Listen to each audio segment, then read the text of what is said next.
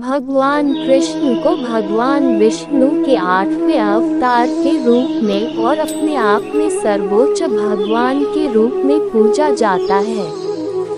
वो करुणा, कोमलता, प्रेम के देवता है और भारतीय देवताओं में सबसे लोकप्रिय और व्यापक रूप से पूजनीय है। उन्होंने हमें जीवन, प्रेम, खुशी, धर्म, मोक्ष, भक्ति, योग, ध्यान, धर्म, सत्य के बारे में सब कुछ सिखाया। आइए जानते हैं श्री कृष्ण के श्रीमुख से निकले कुछ अनमोल वचन। वो सब कुछ करो जो तुम्हें करना है, लेकिन लालच से नहीं, अहंकार से नहीं, वासना से नहीं, ईर्ष्या से नहीं, बल्कि प्रेम, करुणा, नम्रता और भक्ति के साथ। भगवान श्री कृष्ण इस अनमोल वचन के माध्यम से कार्य करने की नियत का उल्लेख करते हैं। जब किसी भी कार्य करने में अगर लालच होगा, बेईमानी होगी, जलन होगी, तो वो काम न तो सही होगा और न ही उसके परिणाम फलदायी होंगे। ठंड या गर्मी, सुख या दर्द का अनुभव करें। ये अनुभव क्षणभंगुर है, वे आते हैं और जाते हैं। उन्हें धैर्यपूर्वक सहन करें। समय एक सा नहीं रहता। आज गैर है तो कल सुख भी आएंगे और सुख के बाद गैर भी आना स्वाभाविक है। आपको पूरे धैर्य और श्री कृष्ण पर विश्वास के साथ अपना जीवन निर्वाह करना चाहिए। इसके अतिरिक्त जिस कार्य को हम पूरे मन से प्रेम पूर्वक करेंगे तो वो न सिर्फ हमारे लिए बल्कि समाज के लिए भी हितप्रद होगा। इसके अतिरिक्त जिस कार्य को हम पूरे मन से प्रेम पूर्वक करेंगे तो वो न सिर्फ हमारे लिए बल्कि समाज के लिए भी हितप्रद होगा। नरक के 3 द्वार हैं: काम, क्रोध और लोभ। जो व्यक्ति कामी प्रवृत्ति का होता हो, जिसके मन में लोभ होता है और जो अत्यधिक क्रोधी स्वभाव का होता है, उसके लिए नरक के द्वार सदैव खुले होते हैं। अर्थात ऐसे व्यक्ति को तो सिर्फ नरक में ही जगह मिलती है। नरक के 3 द्वार हैं: काम, क्रोध और लोभ। इन तीनों दुर्गुणों के कारण ही जीव का पतन होता है। गीता में भगवान कृष्ण ने भी काम, क्रोध व लोभ को नरक के द्वार बताया है। आज समाज में जितना भी अत्याचार बढ़ रहा है, उसके मूल में लोभ है। वह लोभ ही भ्रष्टाचार को जन्म देता है। लोभ पापस्य कारण, अर्थात लोभ ही पाप का कारण है। अतः जो अपना कल्याण चाहता है, उसे चाहिए कि काम, क्रोध व लोभ इन तीनों का परित्याग करे व अपना मानव जन्म सार्थक भी बनाए। ये प्रवचन पंडित ईश्वर चंद्र शास्त्री ने श्रीमद् भागवत कथा में दिए। काम, क्रोध व लोभ, ये 3 प्रकार के नरक के द्वार आत्मा का नाश करने वाले हैं, यानी अधोगति में ले जाने वाले हैं। इसलिए इन तीनों को त्याग देना चाहिए। काम यानी इच्छाएं, गुस्सा व लालच ही सभी बुराइयों के मूल कारण है। काम का करे त्याग। त्रिविध नरकस्येदं द्वारं नाशनमात्मन्। काम, क्रोधस्तथा लोभस्तमादेतत्रयं त्यजेत्। मनुष्य को काम जैसी प्रवृत्ति से बचना चाहिए। कहा जाता है कि काम किसी भी व्यक्ति के जीवन में नरक के द्वार खोलता है, जीवात्मा का पतन करने वाला होता है। मनुष्य को इससे बचना चाहिए। काम के वश में रहने वाले मनुष्य के लिए नरक का द्वार खुला रहता है। इसलिए इसको अपने जीवन में प्रवेश करने से पहले ही संभल जाना चाहिए। क्रोध से बड़ा शत्रु कोई नहीं। काम के बाद क्रोध सबसे बड़ा शत्रु होता है। यदि मनुष्य को स्वयं को नरक जाने से बचाना है तो अपने भीतर व्याप्त क्रोध का खात्मा करना होगा। क्रोधी स्वभाव वाला मनुष्य अपना पूरा जीवन खराब कर लेता है। पुराणों में भी क्रोध को मनुष्य का सबसे बड़ा दुश्मन बताया गया है। क्रोध से मनुष्य की आत्मा को हानि पहुंचती है। इसका त्याग कर देने में ही भलाई है। लालच से खुद को रखिए दूर। हमारे श्लोकों में लोभी प्रवृत्ति से मनुष्य को हमेशा दूर रखने की सलाह दी गई है। कहा गया है कि लालची मनुष्य सदैव अनर्थों के मूल का कारण होता है। किसी भी प्रकार के लोभ रखने वाले मनुष्य का अंत निश्चित है। लोभी और लालची आदमी विनाश के रास्ते ही जाता है। लालच से खुद को जितना दूर रखेंगे उतना ही कर्म और पुण्य कमाएंगे।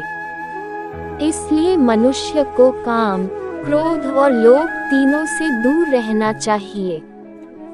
यह नरक के द्वार माने गए हैं। तीनों का त्याग करते हुए जीवन व्यतीत करना चाहिए। आज का युवा अपने कर्तव्यों में फायदे और नुकसान का नापतोल पहले करता है, फिर उस कर्तव्य को पूरा करने के बारे में सोचता है। उस काम से तात्कालिक नुकसान देखने पर कई बार उसे टाल देते हैं और बाद में उससे ज्यादा हानि उठाते हैं। मैं ही सृष्टि का आदि, मध्य और अंत हूँ। जब जब धर्म का ह्रास होता है और जीवन का उद्देश्य भूल जाता है, तब तब मैं पृथ्वी पर प्रकट होता हूँ। मैं हर युग में अच्छे की रक्षा, बुराई का नाश और धर्म की पुनः स्थापना के लिए जन्म लेता हूँ। जैसे जैसे वे मेरे पास आते हैं, वैसे वैसे मैं उन्हें ग्रहण करता हूँ। हे अर्जुन, सभी रास्ते मेरी ओर जाते हैं। मैं ही सृष्टि का आदि, मध्य और अंत हूँ। पशुओं में मैं सिंह हूँ, पक्षियों के बीच गरुड़। मैं राक्षसों के बीच जन्मा प्रहलाद हूँ और सभी उपायों में मैं काल हूँ। मैं मृत्यु हूँ जो सब पर विजय प्राप्त करती है और अभी भी जन्म लेने वाले सभी प्राणियों का स्रोत हूँ। बस याद रखें कि मैं हूँ और मैं अपने अस्तित्व के केवल एक टुकड़े से पूरे ब्रह्मांड का समर्थन करता हूँ। हे अर्जुन, देखो, अनंत प्रकार के रंग और आकार वाले लाखों दिव्य रूप हैं। प्राकृतिक दुनिया के देवताओं को देखो, और भी कई आश्चर्य पहले कभी प्रकट नहीं हुए। पूरे ब्रह्मांड को मेरे शरीर के भीतर घूमते हुए देखो और अन्य चीजें जिन्हें तुम देखना चाहते हो। मैं काल हूँ, सबका नाश करने वाला। मैं संसार का उपभोग करने आया हूँ।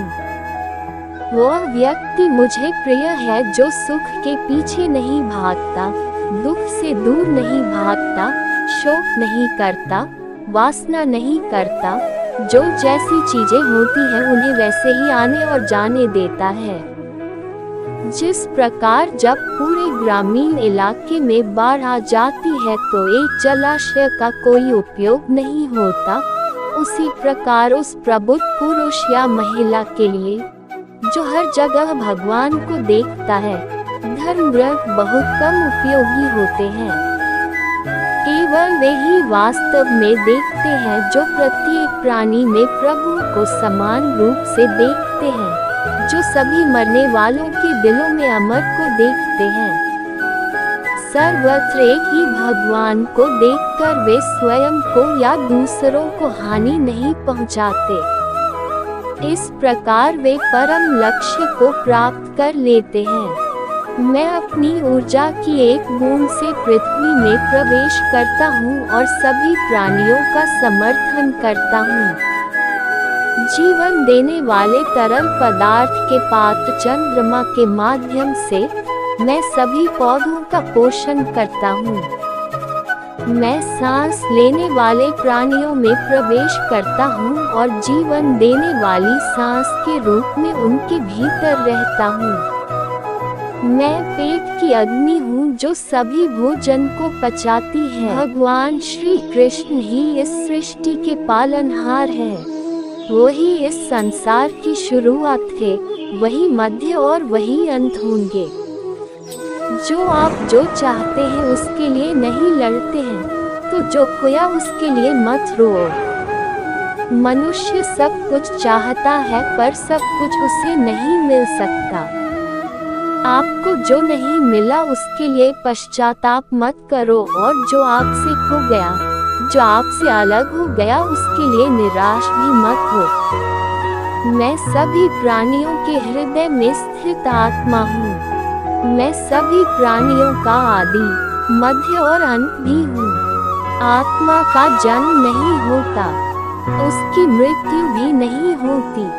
वो पहले न थी, यह आपके बाद नहीं होगी, ऐसा नहीं है। आत्मा अजन्मा, नित्य, शाश्वत, पुरातन है। शरीर का नाश होने पर भी आत्मा का नाश नहीं होता।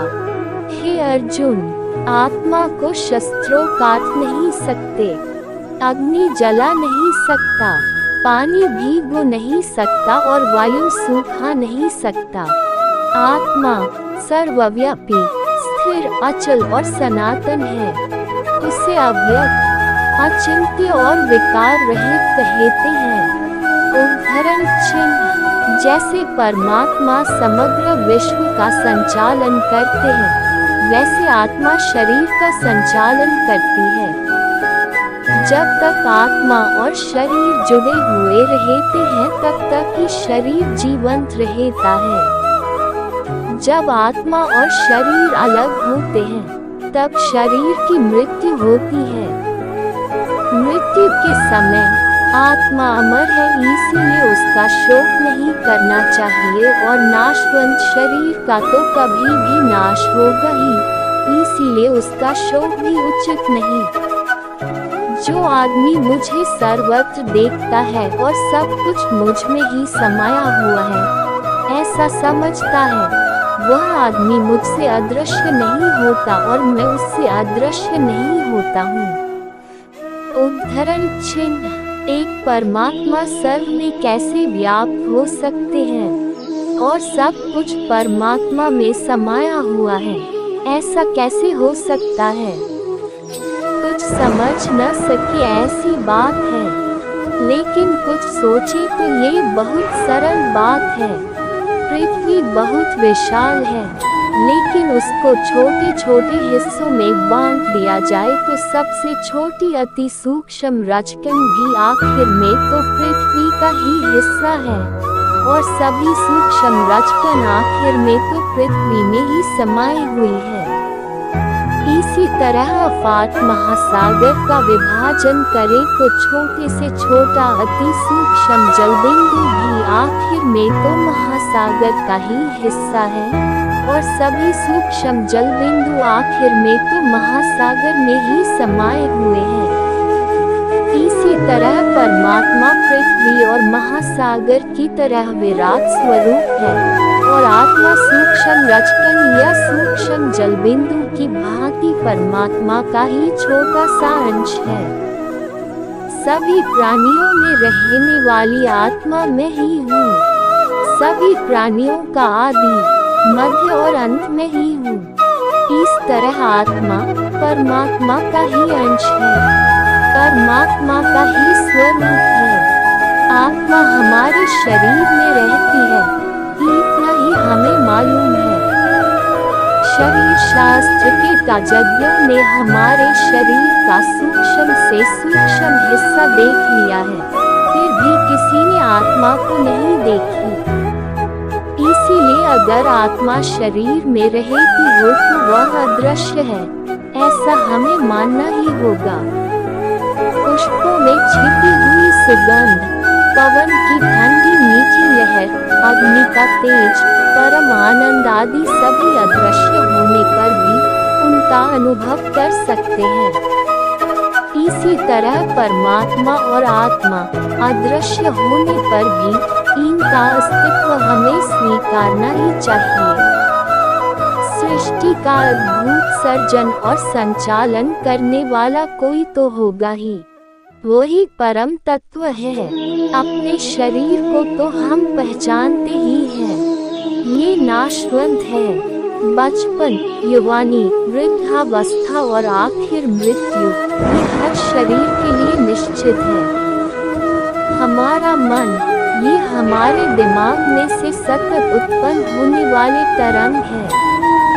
शरीर की सभी इंद्रियां मन के वश में है। शरीर नाशवंत होने पर भी शरीर को ज्यादा से ज्यादा सुख सुविधा मिले, ऐसे ख्यालों में मन सदैव खोया हुआ रहता है।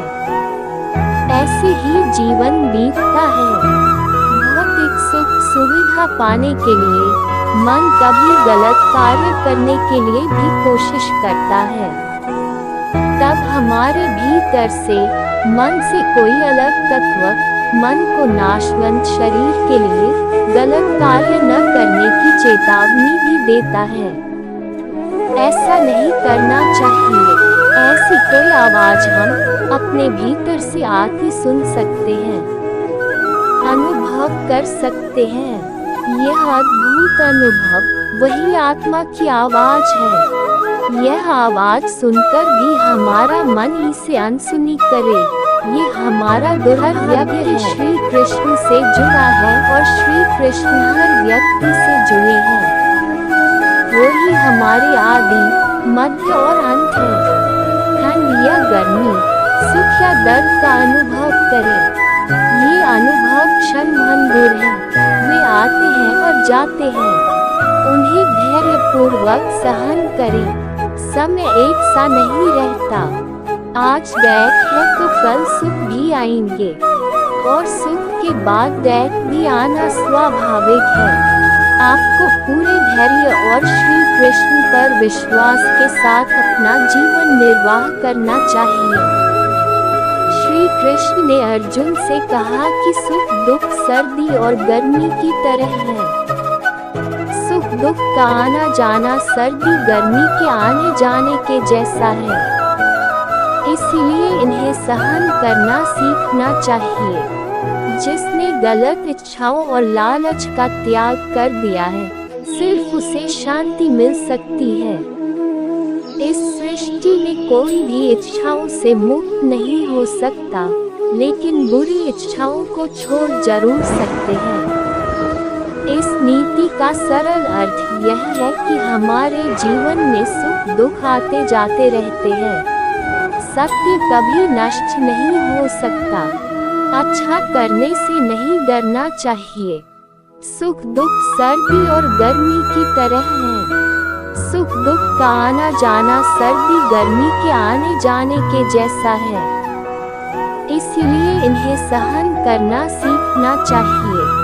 जिसने गलत इच्छाओं और लालच का त्याग कर दिया है, सिर्फ उसे शांति मिल सकती है।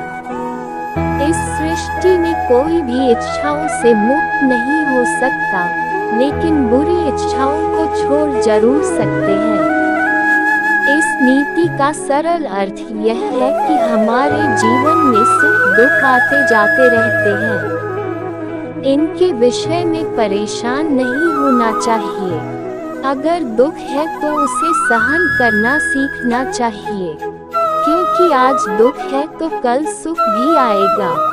ये क्रम यूं ही चलता रहता है।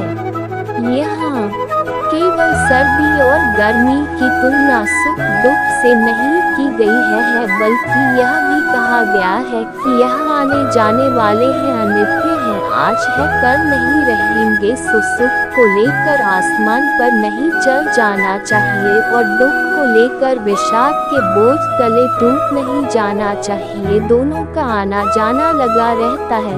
इसलिए मनुष्य के लिए जो सबसे जरूरी चीज है, जो सबसे महत्वपूर्ण गुण है, वह है समत्व, एकरूपता की भावना। सुख दुख दोनों में समरूप रहना, एक जैसा ही रहना, यह इस श्लोक का भावार्थ है। लेकिन जगत गुरु शंकराचार्य ने इसका अलग अर्थ किया है।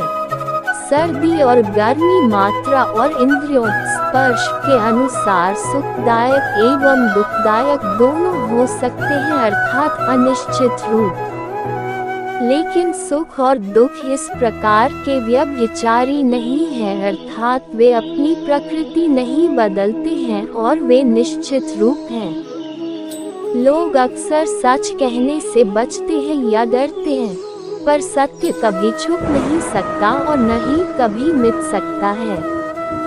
कितना भी छुपा ले पर सच तो उजागर हो ही जाएगा। इसलिए जो बात सच पर आधारित हो उसे करने या कहने और मानने से कभी नहीं डरना चाहिए। इस शरीर का मोह मत करो, ये तो माटी है, माटी में मिल जाएगा। अमर तो आत्मा है जो परमात्मा में मिल जाएगी। लोग अपने शरीर को सुंदर बनाने में लगे रहते हैं, पर आत्मा की सुंदरता शरीर की सुंदरता से कहीं ज्यादा महत्वपूर्ण है। शरीर तो नश्वर है, मिट्टी ही तो है, तो मिट्टी में ही मिल जाता है, पर आत्मा अमर है, इसलिए आत्मा की सुंदरता पर ध्यान दो। तू करता वही है जो तू चाहता है, होता वही है जो मैं चाहता हूँ। तू वही कर जो मैं चाहता हूँ, फिर होगा वही जो तू चाहता है। जो कुछ हुआ अच्छे के लिए हुआ, जो हो रहा है अच्छे के लिए हो रहा है, जो होगा वह भी अच्छे के लिए ही होगा। परिवर्तन ही संसार का नियम है। जीवन ना तो भविष्य में है और ना ही अतीत में है, जीवन तो केवल इस पल में है, इसी पल का अनुभव ही जीवन है। कर्म का धर्म से अधिक महत्व है, क्योंकि धर्म करके भगवान से मांगना पड़ता है, पर कर्म करने पर भगवान स्वयं फल देता है। क्रोध से भ्रम पैदा होता है, भ्रम से बुद्धि व्यग्र होती है, तब तर्क नष्ट हो जाता है। जब तर्क नष्ट होता है तब व्यक्ति का पतन हो जाता है। जानने की शक्ति झूठ को सच से पृथक करने वाली जो विवेक बुद्धि है, उसी का नाम ज्ञान है। मनुष्य अपने विश्वास से निर्मित होता है, जैसा वह विश्वास करता है वैसा वह बन जाता है। मेरा तेरा, छोटा बड़ा, अपना पराया मन से मिटा दो, फिर सब तुम्हारा है और तुम सबके हो। जानने की शक्ति झूठ को सच से पृथक करने वाली जो विवेक बुद्धि है, उसी का नाम ज्ञान है। खाली हाथ आए हो और खाली हाथ जाना है, इसलिए व्यर्थ की चिंता छोड़कर व्यक्ति को हमेशा सत्कर्म करना चाहिए। इस शरीर का मोह मत करो, ये तो माटी है, माटी में मिल जाएगा। अमर तो आत्मा है जो परमात्मा में मिल जाएगी। पृथ्वी, जल, अग्नि, वायु, आकाश, मन, बुद्धि और अहंकार, ये मेरी प्रकृति के 8 विभाग हैं, जिनके मन और आत्मा में सामंजस्य है, जो इच्छा और क्रोध से मुक्त हैं, जो अपनी आत्मा को जानते हैं, उनके साथ ईश्वर की शांति है। आत्मा की सुंदरता अपने को श्री कृष्ण में लीन करने में मिलती है। जो हुआ अच्छा हुआ, जो हुआ वह अच्छा हुआ, जो हो रहा है वह भी अच्छा ही हो रहा है, और जो होगा वह भी अच्छा ही होगा। तुम्हारा क्या गया जो तुम रोते हो? तुम क्या लाए थे जो तुमने खो दिया? तुमने क्या पैदा किया था जो नाश हो गया? तुमने जो लिया यहीं से लिया, जो दिया यही पर दिया। आज जो कुछ आपका है पहले किसी और का था और भविष्य में किसी और का हो जाएगा।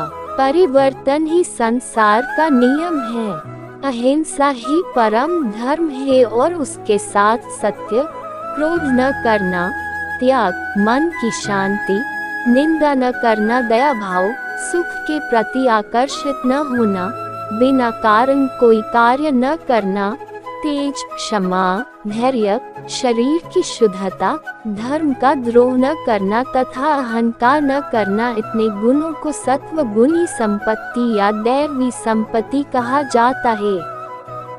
जो हुआ अच्छा हुआ। कहीं किसी देश के एक राजा का वजीर हमेशा यही कहता रहता था, जो हुआ अच्छा हुआ। एक दिन जब उसके बेटे की टांग किसी दुर्घटना में चोटिल हो गई, तो भी यकायक उसके मुंह से फिर निकला, जो हुआ अच्छा हुआ। तुम भी क्या बोलते रहते हो, इसमें भला क्या अच्छा हुआ? महाराज आप ही देखिए, अब मेरे बेटे को सारी जिंदगी एक ही जूते की जरूरत रहेगी। जूतों का सारी जिंदगी के लिए खर्चा आधा हो गया, जो हुआ अच्छा हुआ। राजा निरुत्तर हो गया। परंतु जब एक दिन राजा तलवारबाजी का अभ्यास कर रहा था, तो अचानक उसकी एक उंगली कट गई। उंगली से खून टप टप बहने लगा। अम्मा, परमात्मा, हाय! उसका हाल बेहाल था। वो दर्द से छटपटा रहा था कि तभी वहां खड़े वजीर के मुंह से अपने आप निकल गया, जो हुआ अच्छा हुआ। अब तो राजा का गुस्सा 7वें आसमान पर पहुंच गया था। उसने हुक्म सुनाया, इस बेवकूफ वजीर को कारागार में डाल दिया जाए। और फिर वजीर को कारागार में बंद कर दिया गया। बस कमी थी तो बस उसी वजीर की एक दिन राजा जंगल में शिकार करने के लिए निकला, तो रास्ता भटक गया। उसे जंगल में ही डाकुओं ने अगवा कर लिया। वे डाकू अपने देवता को खुश करने के लिए उसकी बलि देना चाहते थे। वे राजा को अपने पुजारी के पास ले गए। जब उसकी बलि देने के लिए तलवार उठाई गई, तो अचानक किसी की नजर राजा की कटी हुई उंगली की तरफ आन पड़ी।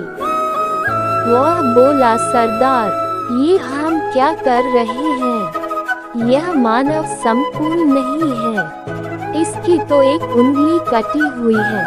बलि देने के लिए तो पूर्ण व्यक्ति की जरूरत होती है। इसलिए राजा को छोड़ दिया गया। वह वजीर के पास पहुंचा और वजीर को छोड़ दिया। और फिर राजा ने उसे बताया कि उसके साथ क्या घटा था। राजा ने वजीर को उसे कारागार में डालने के लिए क्षमा मांगी। वजीर बोला, मैंने तो आपको कहा ही था, जो हुआ अच्छा हुआ। जो होता है अच्छे के लिए ही होता है। मेरी बात तो ठीक है, परंतु तुम्हारे साथ तो ज्यादती हो गई। नहीं महाराज, अच्छा हुआ आपने मुझे कारागार में डाल दिया। यदि आप ऐसा न करते तो शिकार के वक्त मैं आपके साथ होता। डाकू आपको तो छोड़ देते, परंतु मेरी तो बलि चढ़ जाती। इसलिए जो हुआ अच्छा हुआ। हाँ, तुम ठीक ही कहते हो। जो होता है अच्छे के लिए होता है। कभी कभी विपरीत परिस्थितियां हमारी वर्तमान स्थिति को अच्छा करने के लिए आती हैं। मन चंचल है, इसे और संयमित करना कठिन। मन चंचल, लेकिन यह अभ्यास इधर उधर जाता है और किसी भी कार्य की एकाग्रता का दुश्मन है। लेकिन यदि यह व्यक्ति के वश में हो जाए तो इससे अच्छा कोई मित्र नहीं है। मन को एकाग्र करना जरूरी है, बस थोड़े से प्रयास और अभ्यास की जरूरत है। मन बड़ा चंचल होता है। वह क्षण भर में आकाश पाताल एक कर देता है। उसकी गति समय से भी अधिक तीव्र है। मन केवल भूत, वर्तमान और भविष्य का ज्ञाता ही नहीं होता, अपितु वह अतीत की स्मृति भी संजोए रखता है। वह वर्तमान का चित्रण और भविष्य की कल्पना करता है।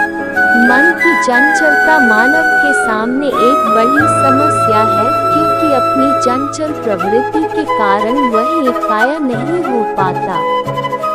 मन की यही चंचलता व्यक्ति की सफलता में सबसे बड़ी बाधा है।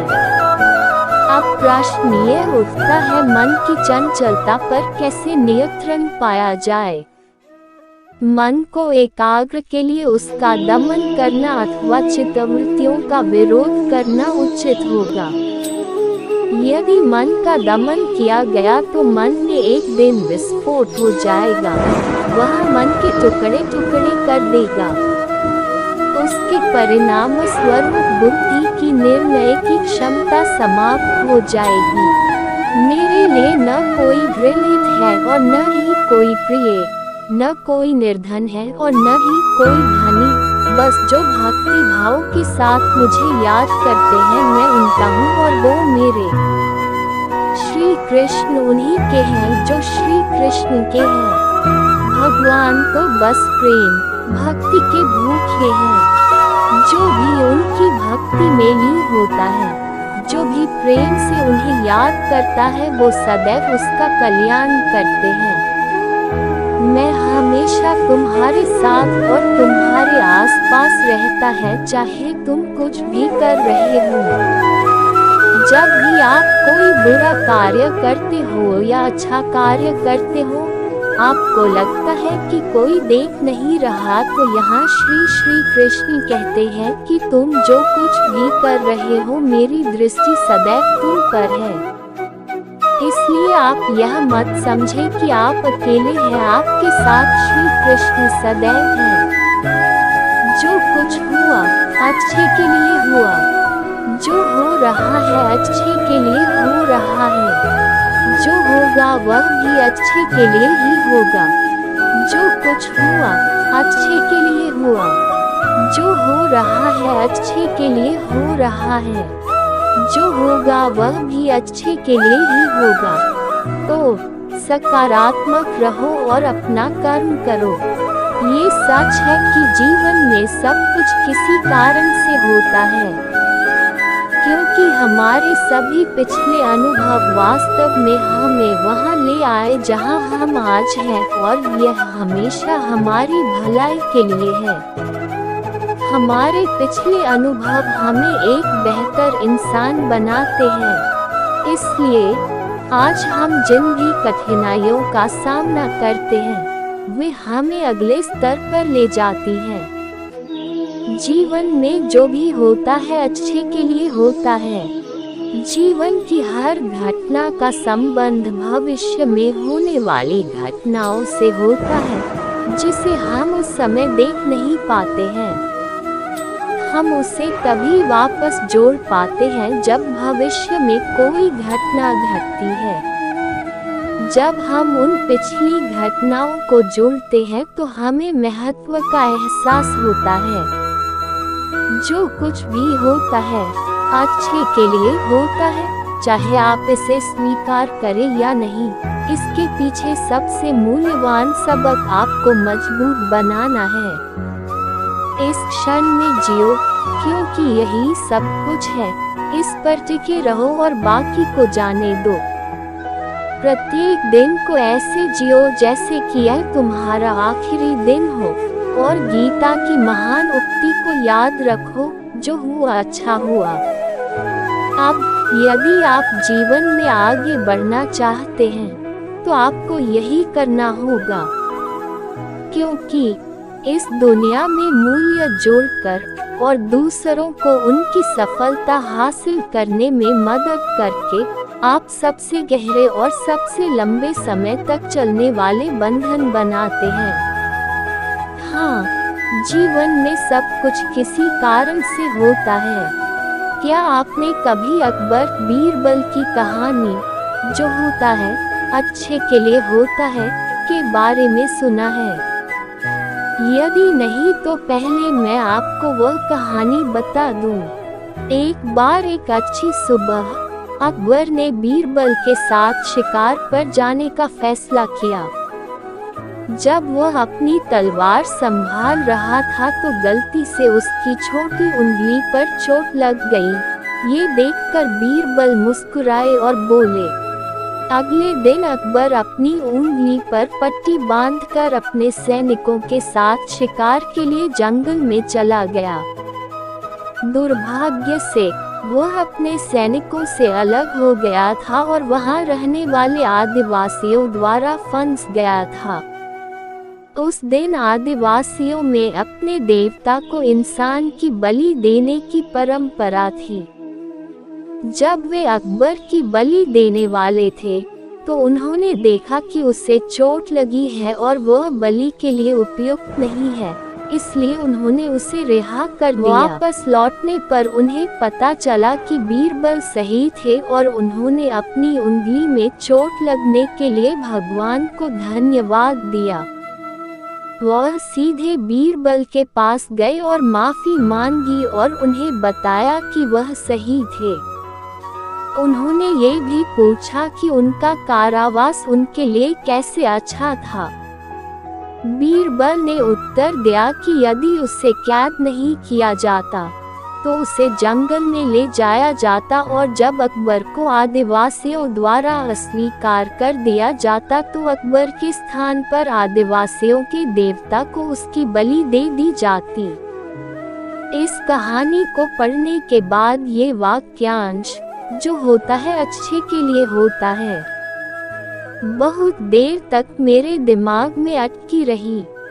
जब मैंने विश्लेषण करना शुरू किया कि यह वाक्यांश मुझ पर कितना उपयुक्त लगा तो मुझे पता चला कि यह सच है।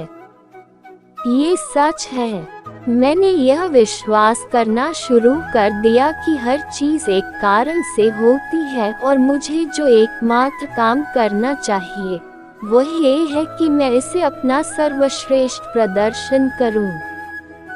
ये सच है कि जीवन में सब कुछ किसी कारण से होता है, क्योंकि हमारे सभी पिछले अनुभव वास्तव में हमें वहां ले आए जहां हम आज हैं और यह हमेशा हमारी भलाई के लिए है। हमारे पिछले अनुभव हमें एक बेहतर इंसान बनाते हैं।